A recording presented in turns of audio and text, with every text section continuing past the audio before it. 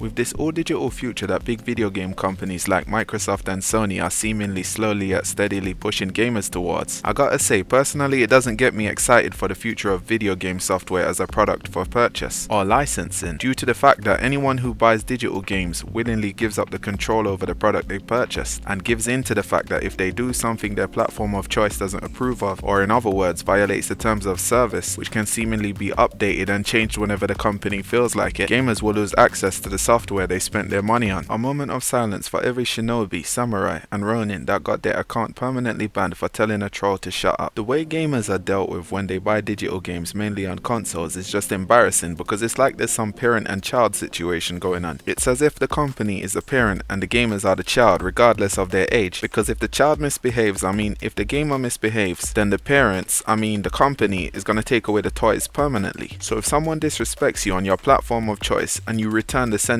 and they report you, you're getting banned, and you can never play that $7,000 worth of digital games you bought if they decide to ban you permanently, unless you go buy them again or something like that. Whereas if you had bought the physical edition of those games, you could simply just make a new account and play your games, with a few downsides like maybe not having access to your save files, but at least you can still play your games, right? The first issue with digital games is that if you're someone who only buys digital games, or at the very least you buy most of your games digitally, you're basically locked into whatever system you bought your games on. So let's say you're a PlayStation gamer, you personally might be fine with that and might be saying, yeah, so what, I've been a PlayStation gamer since PS1 all the way up to the latest console. I prefer that platform and that's why I continue to use it, and I don't mind buying digital games on that platform. The problem with this is that none of us can see what the future holds. Just like back in the early PS4 era, most gamers were never really expecting Microsoft to one day buy Activision. That's just not something a lot of gamers would think about. And it's the same way we as gamers don't know what the future holds, and that's not exclusive to our platform of choice. We don't know if 5 years from now Sony or Microsoft might out of nowhere come out and make a public statement announcing that they're shutting down their company because it's no longer profitable to keep the company going. Or maybe a new major competitor could arrive in the video game industry with much better service than what PlayStation, Xbox and Nintendo offers,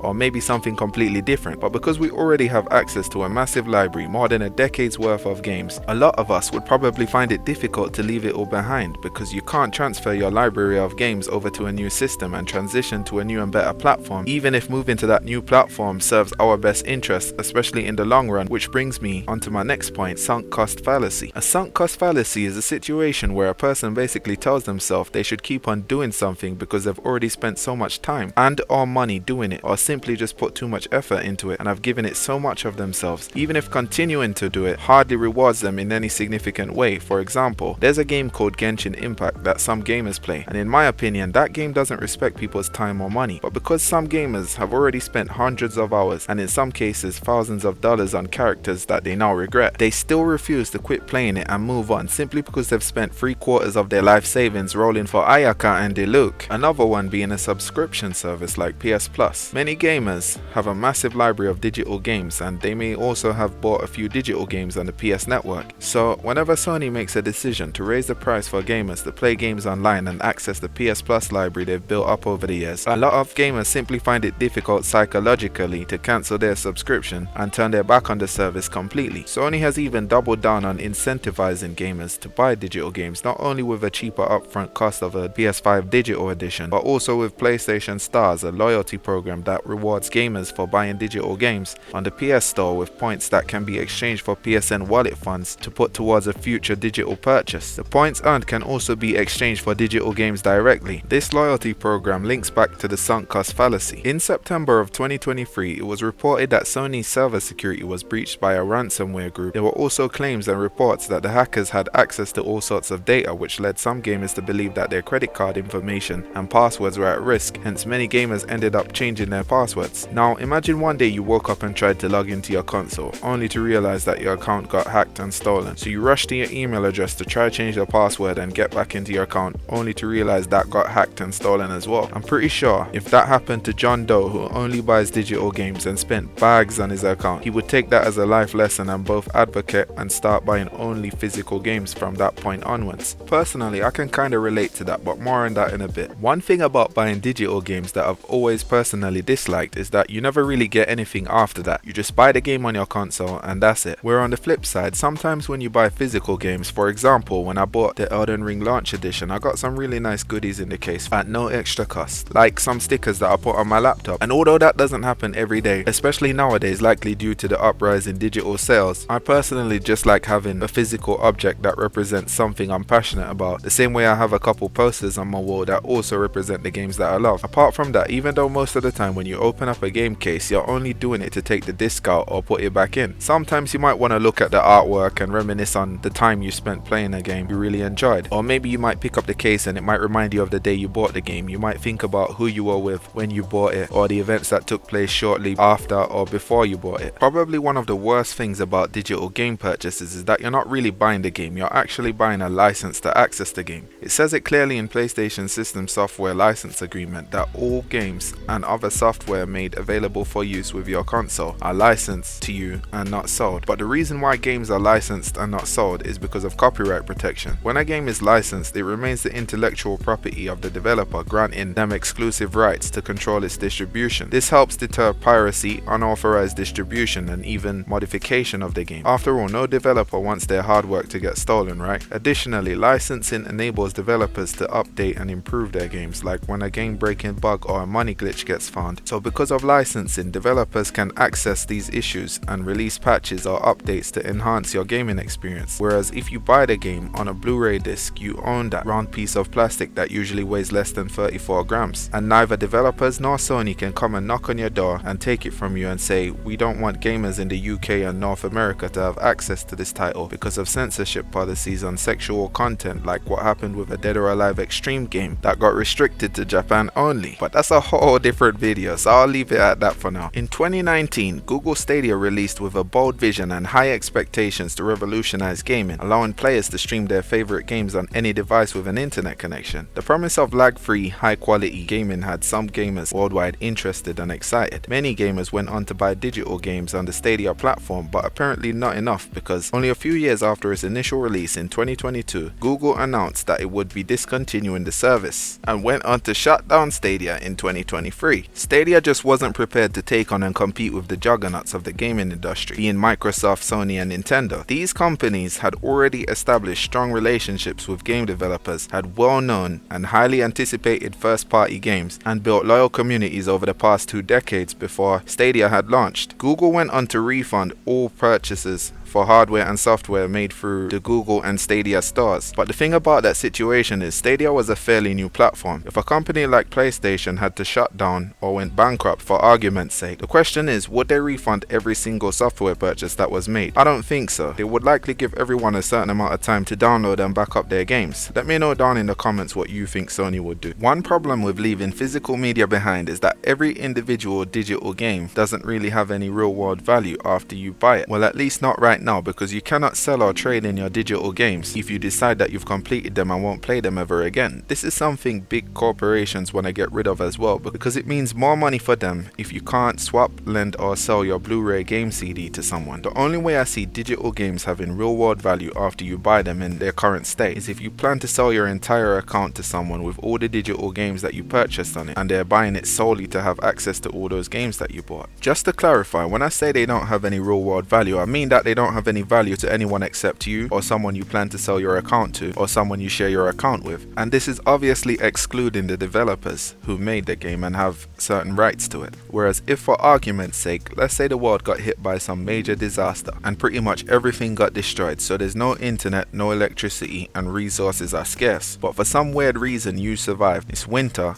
and you have your CDs with you. At least in that situation, you could always burn and melt your CDs to help you start a fire so you could keep warm, and maybe roast a rat and eat it to prolong your survival. And for the guy who only bought digital games, rest in peace, because all you can do when you wake up and crawl out of the rubble as one of the few survivors is think about those digital games while you freeze to death in a dark corner. Only for the guy who survived a freezing night on roasted rats around a warm fire thanks to his physical copies in his bag to find your dead frozen body and loot your corpse. I wouldn't get too comfortable buying digital software with the hope that it's going to be backwards compatible 2 or 3 console generations down the line, because a lot can change in that time. The PS5 has seamless compatibility with PS4 games, but that doesn't guarantee that all those digital games you bought on PS4 will be compatible with all of Sony's future consoles, at least not natively. You will most likely likely be able to stream them though, but probably not for free, maybe through PS Plus. Especially considering how remakes and remasters are becoming more and more common. Limiting backwards compatibility is the smart thing for companies like Nintendo to do if they want to resell you a game you already bought 5 or 10 years ago. And tell me how much space you're really saving if you end up keeping all your old consoles to play your old games if future consoles aren't backwards compatible with the digital games you buy today. Now this one isn't necessarily a bad thing, but in a way it is. Nowadays, if you have a physical version of a game that has the full game on it, you can play the 1.0 version of it on a console as long as you disable the internet connection and play the game offline. You might want to do something like this because maybe you just want to see how the 1.0 version looked after playing the game with tons of patches and updates. Or maybe something that you really enjoyed about the game was removed or changed, like the solid color camos in Call of Duty, but you'd like to see it or experience it again, so you pop in your disc and access the 1.0 and satisfy your curiosity. Now I'm not sure if you can do this with Call of Duty specifically, but you get the point I'm trying to make. Let me know down in the comments if you can do this with Call of Duty. In my opinion, when it comes to digital games, I think that they're better suited for subscription services, especially when it comes to consoles, because Sony, Nintendo and Microsoft all paywall access to online multiplayer. For example, a game like The Division 2. This game is an online only game, right? And it's on PS Plus. Obviously it wasn't on the service at launch, but eventually it got added to the Ubisoft collection. Now in order for a PlayStation or Xbox gamer to play with their friends in this online only game, they have to be subscribed to the platform's online services. So instead of a console player buying a digital version of Division 2, they might as well subscribe to the service and play it, because that's basically two birds with one stone. You get access to the game you want along with other games, plus you get access to online multiplayer so you can play the game with your buddies or with randoms if you need an extra gun to help you take out some enemies when things get tough. So earlier on I mentioned that I can kind of relate in regards to an account hack, because I used one for a short while back on the PS4, but I wanted a fresh start, so I made a new one, and basically the old one almost got hacked, or at least someone tried to hack it, but it was temporarily suspended so the hackers couldn't get in. And that is why digital games are bad, because first of all I couldn't access or even play my games on that account because it was suspended, and secondly, if it wasn't suspended I would have probably lost my account with all the digital games on it. Just kidding, I swear I never bought a single digital game on that account, so they wouldn't have got nothing of value. They would have had to end up paying for PS Plus if they wanted to play any games on that account, and the only 2 PS Plus games I had on that account were Rayman Legends and some dumb indie game. Rest in peace.